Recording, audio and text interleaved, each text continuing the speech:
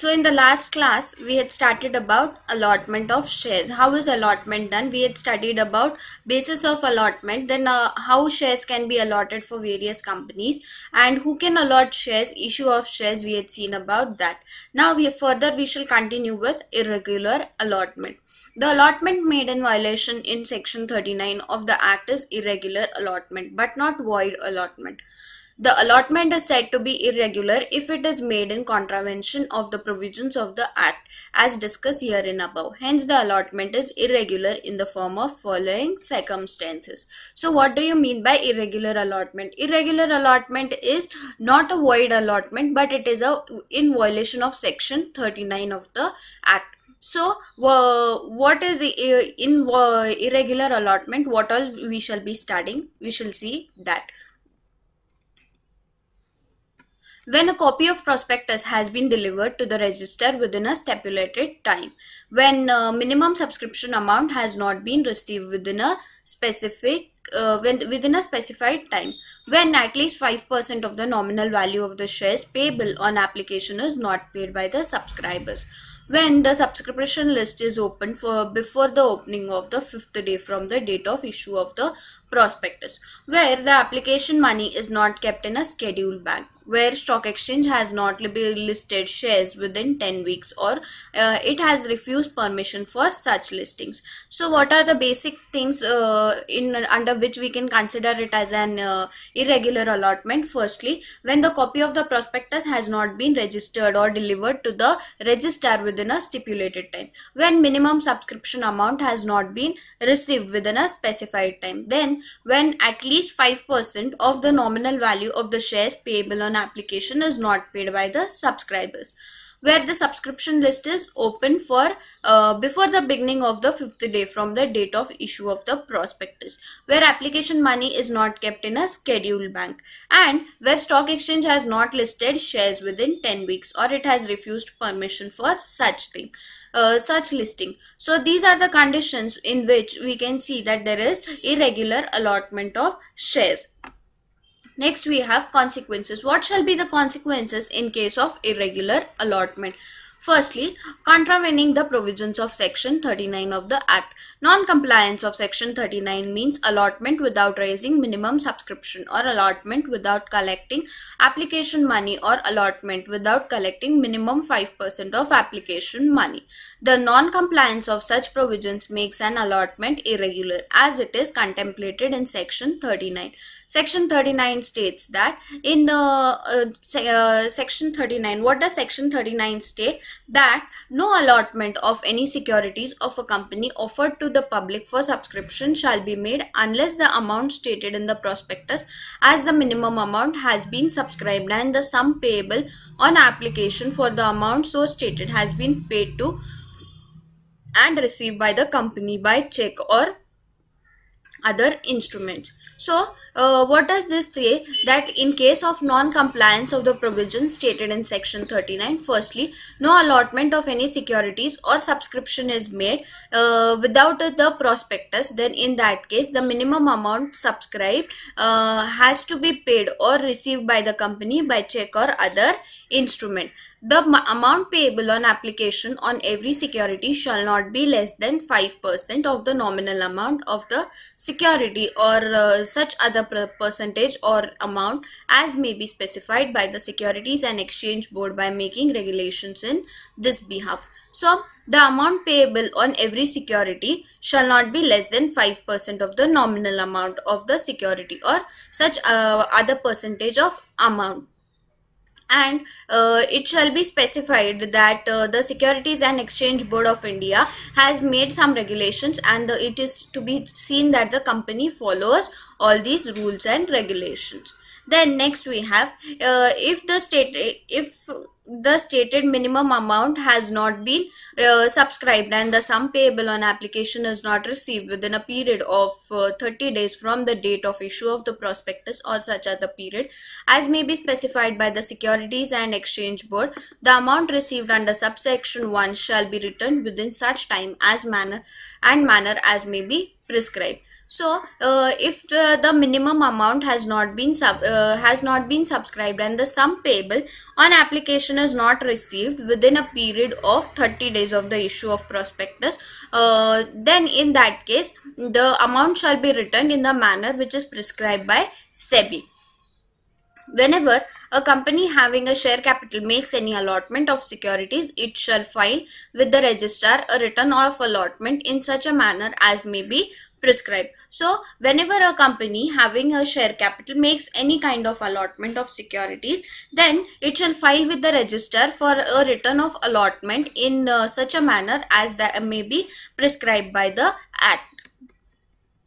Then, in case of any default under subsection 3 of or subsection 4 of the company and its offer who is in the default shall be liable, officer who is in default shall be liable to a penalty for each default rupees 1,000, and each day during such default continues, or 1 lakh rupees, whichever is less. So remember, the person who is or party who is in default shall have penalty for 1,000 rupees each day till the default continues, or rupees 1 lakh, whichever is less.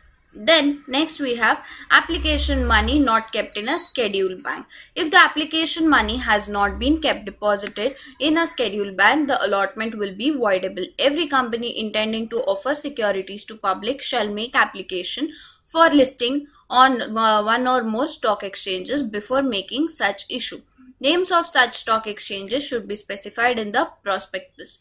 If any of the stock exchanges refuses to grant listing of the shares, or if permission for listing is not granted within the time specified by SEBI, the application money is required to be returned if the allotment is declared as void. The entire money received along with the application becomes refundable. In case of violation of this provision, the company shall be punishable with fine ranging from rupees 5 lakhs to 50 lakhs, and defaulting promoter, director or any other person is liable for imprisonment of 1 year, or with the fine ranging from 50,000 to 3 lakhs, or both.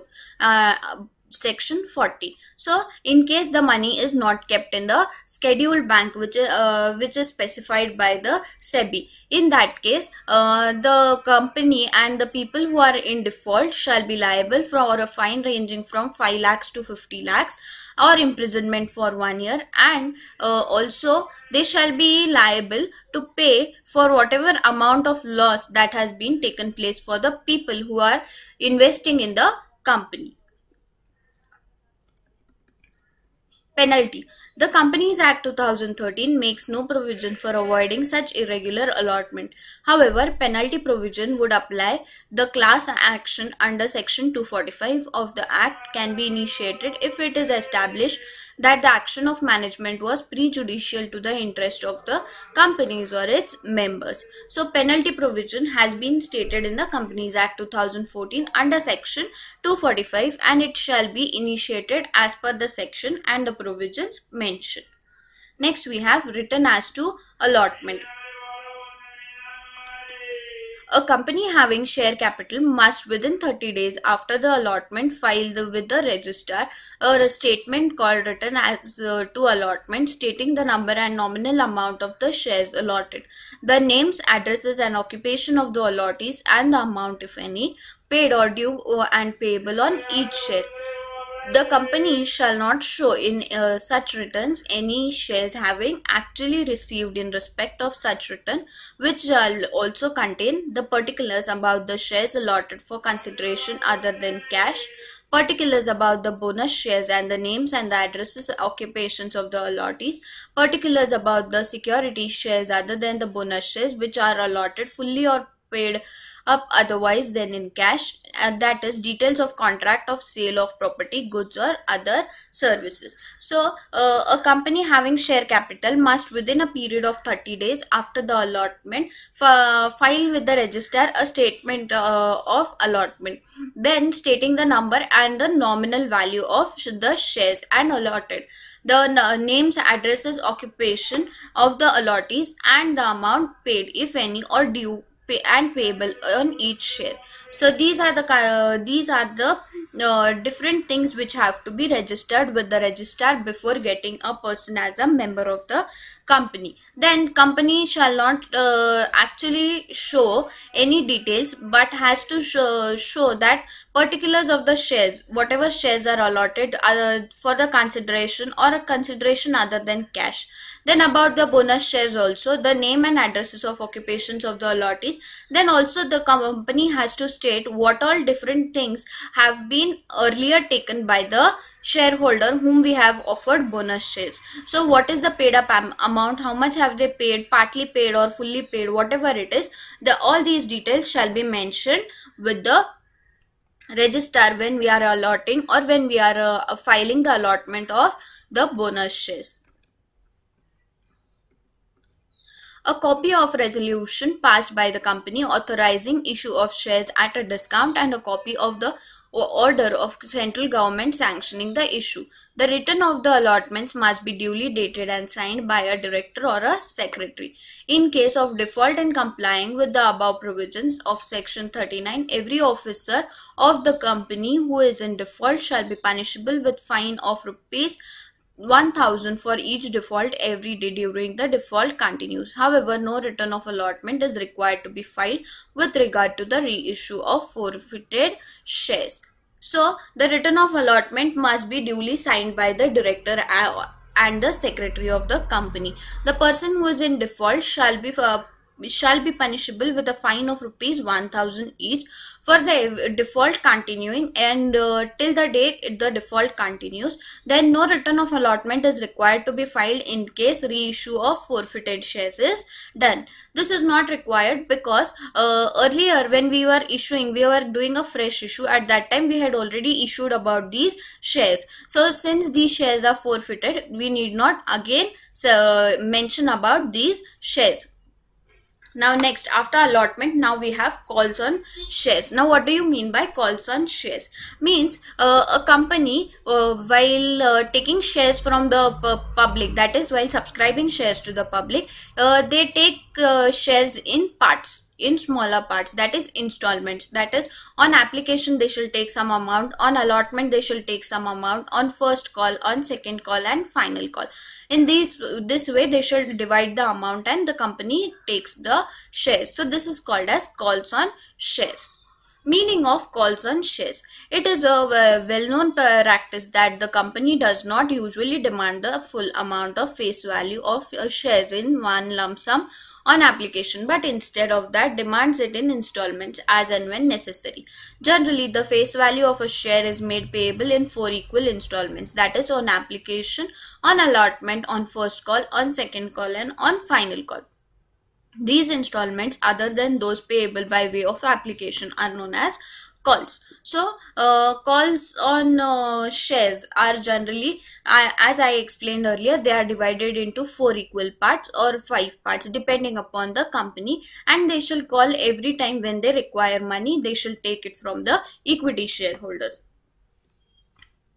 A call may be defined as a demand made by the company on its shareholders to pay whole or part of the balance remaining unpaid on each share after the allotment of shares of any time during the lifetime. The unpaid value of the share is considered as a debt due from a member to the company. However, the liability for its payment will be created only when a valid call has been made. Examples of calls. If the face value of each share is ₹10, it may be made payable at 2.50 on application. It is to be noted that the amount payable on application should not be less than 5% of the face value of the shares. 2.50 on allotment, 2.50 on first call and remaining 2.50 on final call. So this is how the calls are made on the shares, and remember that 5%, not less than 5% amount of the face value is taken on the time of allotment, because with this 5% amount it shows that you really have some interest in the company and you shall be buying those shares. Then requisites of a valid call. Now what are the requisites? What are the basic requirements for the valid calls? Legal provisions relating to valid calls. For a valid call, the following conditions rules are to be fulfilled. Resolution of the board, section 179 3A. The call is required to be made by a resolution passed in a duly convened and constituted meeting of the board of directors. The power to make calls is exercised by the board of directors of a company only by means of resolutions passed at the meeting of the board. So firstly, resolution of the board is required. This is required to for a duly convened constituted board meeting of the directors, and the power to make calls is executed by the board of directors of the company after passing a resolution in the board meeting. The board meeting, while making a call, must observe the provisions of the articles, otherwise the call will be invalid, and then the shareholders may not be under a obligation to pay the call resolution. The call resolution must contain the amount of the call, the date, time and place of payment. The call becomes due on the date of the resolution, but its payment may not be legally enforceable until a proper notice has been given to the shareholder as per the provision of the articles.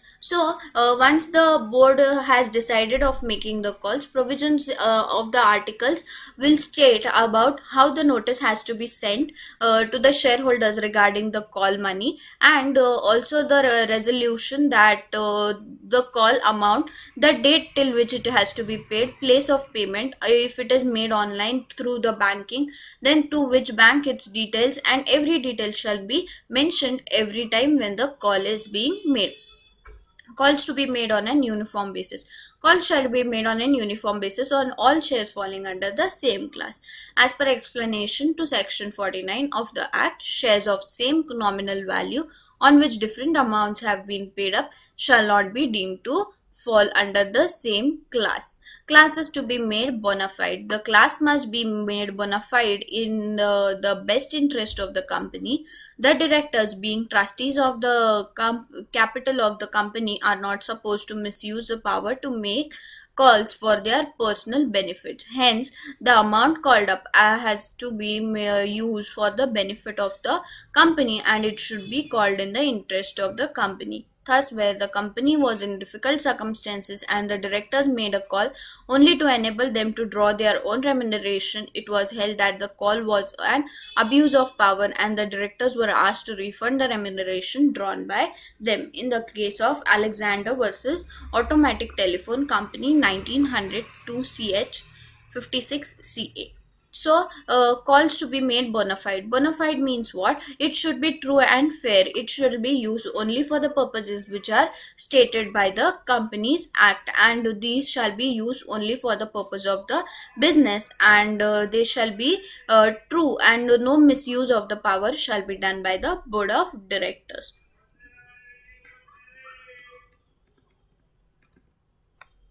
The time to make shares fully paid up.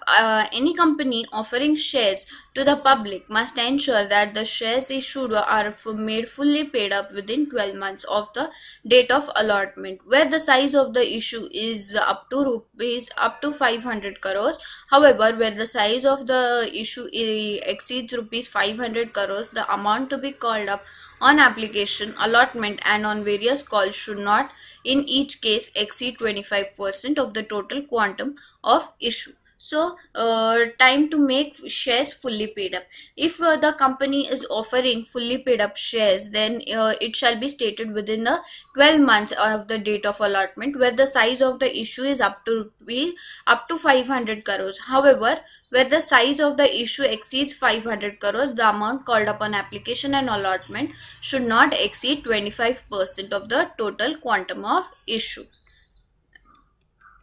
Next, we have notice of call. Call should be made by serving upon members a notice of payment as per section 20. This notice should be formal nature as per section 10 of the Act. All money payable by any member to the company on shares held by him under memorandum or articles is a debt due from him to the company. However, the liability to pay this debt arises only when a valid call has been made. Such a notice of call must contain the exact amount and time of payment. So, notice of call.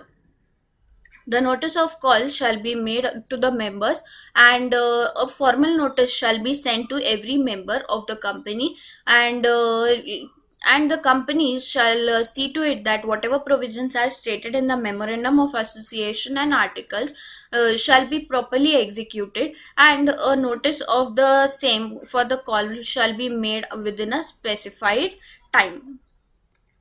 Next, we have confirmation to the provisions of articles. The call must be made strictly in accordance with the provisions of the articles of the company. If the articles are silent on this aspect, then Regulation 13 of the Table F becomes application. Table F contains the following rules relating to making of calls on shares. The maximum amount per call shall be 25% of the nominal value of the shares. There must be at least 1 month's interval between two successive calls. Each member must be given at least 14 days notice specifying the amount due on call, time and place of payment. The board of directors have discretion to revoke or postpone a call. If the call is not made in accordance with the above provisions, then it is invalid and shareholders are not bound to pay for such call. So what are the regulations which are stated in table F? Firstly, maximum amount per call shall be 25% of the nominal value of the shares. There must be at least 1 month's interval between two calls. Then 14 days notice specifying the amount due on call, time and place of payment. Board of directors have discretion to revoke or postpone a call. So if these provisions are not taken care by the company, in that case the shareholders shall have the right to revoke the payment or shall not pay the call. Next, we have payment of calls in advance. Section 50 permits a company, if so authorized by its article, to accept from shareholders the amount on his shares in advance of calls. The section empowers a company to accept from the shareholder the whole or part of the amount remaining unpaid on any shares held by him, although no part of the amount has been called up. However, it is to be noted that the shareholder in this case would not be entitled to any voting rights in respect of money so paid by him until the same money becomes payable by a valid call made thereupon. Section 51 provides that dividend in proportion to amount paid upon each share may be paid on such advance calls if so authorized by the articles. In this regard, Regulation 18 of Table F provides as under: where interest is to be paid on the amount received in advance of calls, interest not exceeding 12% per annum without the sanction of the general meeting may be paid. The amount received in advance of call is not refundable. In the event of winding up, the shareholder ranks after the creditors but must not be paid his amount with interest, if any, before the other shareholders are paid off. So payment of calls in advance. Generally what happens, the shareholders tend to make the payments in advance. That is, while allotment only, they shall send the application money also.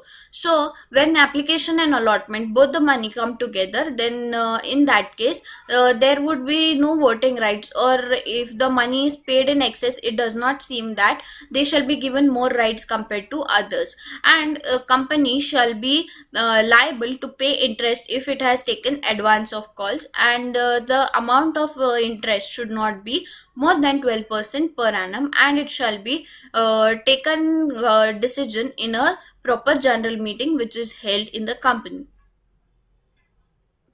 Once the amount received in advance of a call is not refundable, in the event of winding up, the shareholder ranks after the creditors but must be paid amount with interest, if any, before the other shareholders are paid off. So this was about advance call. Now next we have about the share certificates. Now we shall be studying about share certificates. Share certificate. The term share and share certificate can be distinguished. A certificate is considered as prima facie proof of the shares held by the person. Therefore, it is to be noted that the loss of share certificate does not mean loss of shares, because we can obtain duplicate certificate of shares at any time. As discussed earlier, a share is a goods and choose in action, that is intangible, movables, or right to take action. We cannot call share certificate as goods or choose in action. So what is share certificate? Share certificate is nothing but a proof of the shares which are held by a person. So this is a first and the foremost evidence which can prove that a person is holding shares. So in case a person does not have a share certificate but holds shares of a company, in that case he can go to the company and he can get a new share certificate, that is a duplicate share certificate, at any time during the given period, and the company shall give the share certificate on providing the proper details, that is proof of the person holding such shares. Meaning of share certificate: a share certificate is a certificate of title and is a movable property, but it is not an official publication in the nature of prospectus, balance sheet, profit and loss account, and notice of advertisement. Share certificate is a document issued by a company under its seal specifying the number of shares held by any member. A certificate issued under the common seal of the company specifying the shares held by any person shall be prima facie evidence of the title of the person to such shares. Every company is under obligation to issue a certificate of share, debenture, etc.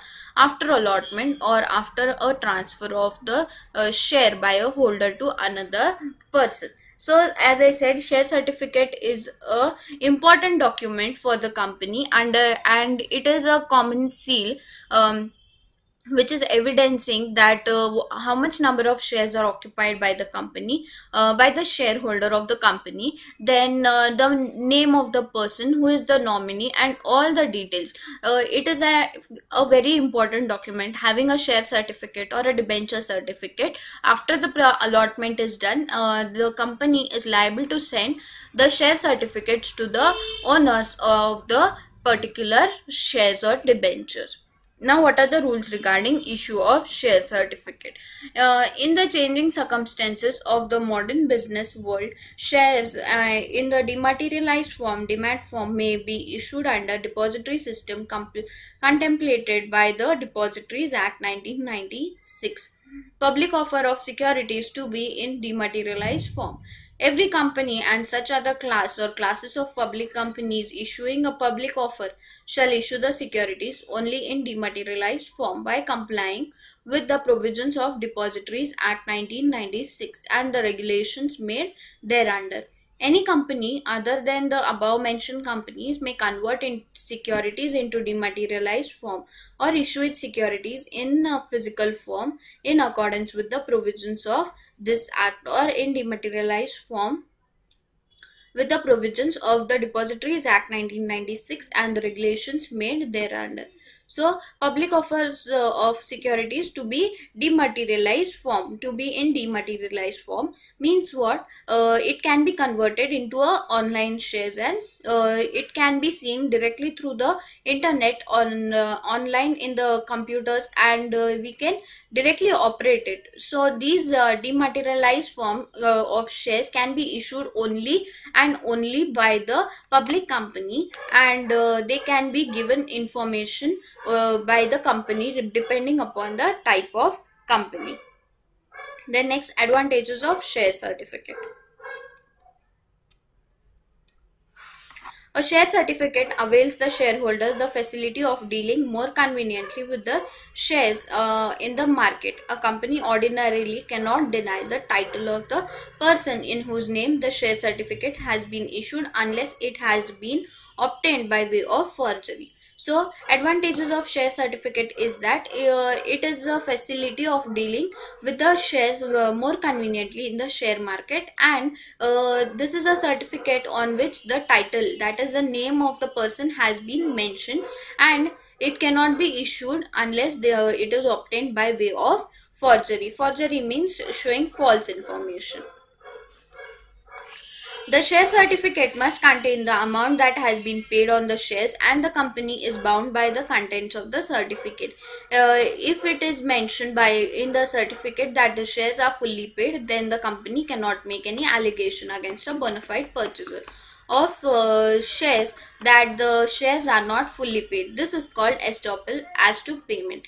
However, if a person is aware that the statements in the certificate are not true, in such a case he will not be in a position to claim estoppel against the company. So unless a person has a proper certificate or proper evidence showing that he is the fully paid shareholder of the company, he does not get a right to or he does not get a right to sue or to compel a person or the company to do anything, or he shall not get a proper position in the company. Next we have issue of duplicate share or a copy of share certificate. A duplicate copy of share certificate may be issued by a company if it is proved that the original certificate has been lost or destroyed, or certificate having been defaced or mutilated or torn is surrendered to the company.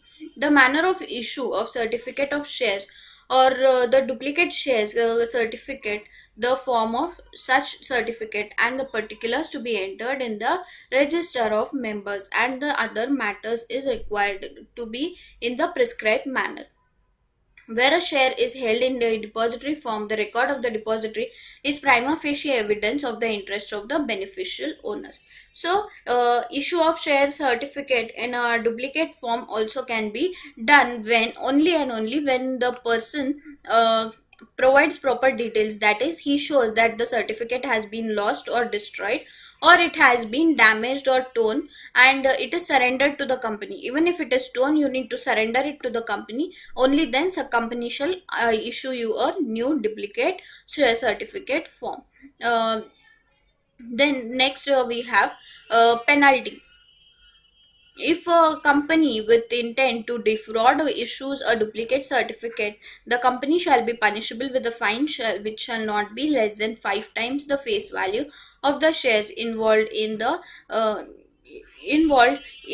issue of the duplicate certificate, but which may extend to 10 times the face value of such shares, or rupees 10 crore, whichever is higher, and every officer of the company who is in default shall be liable for action under section 447 of the act. So there shall be penalty which may extend to 10 times of the face value of the shares, or rupees 10 crore, whichever is higher, and every officer of the company who is in default shall be liable for action under section 447.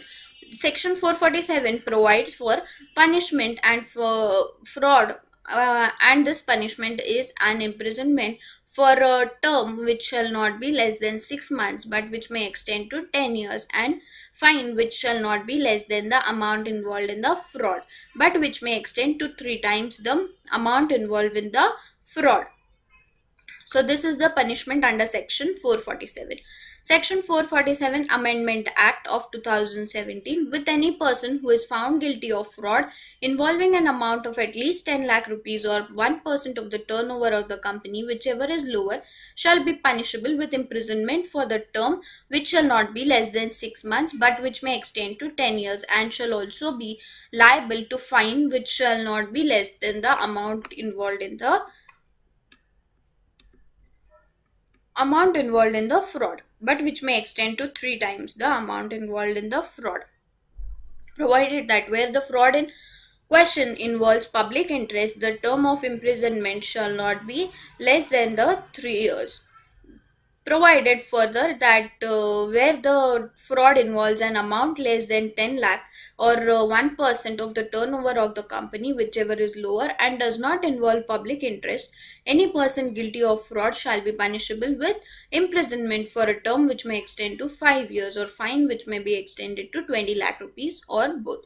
So the Companies Act has made some provisions very strict for the company because the Companies Act or the government is aware that the hard-earned money of the public is involved in all these cases, and it is very important to have these kind of things not done by the people, because there are chances that people shall create fraud while taking money from the general public. Next, we have the last concept, duplicate share certificate. The duplicate share certificate shall be issued in case of its loss or theft or destruction only after the consent of the board of directors.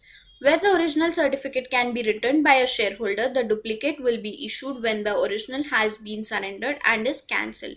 It is also necessary to give proper evidence and indemnity to the satisfaction of the company, which is required to be furnished before obtaining the duplicate certificate. If any person impersonates or obtains certificate fraudulently, he may be liable for imprisonment for a term which shall not be less than 1 year, but which may extend to 3 years, and with the fine ranging of from rupees 1 lakh to 5 lakhs under section 57.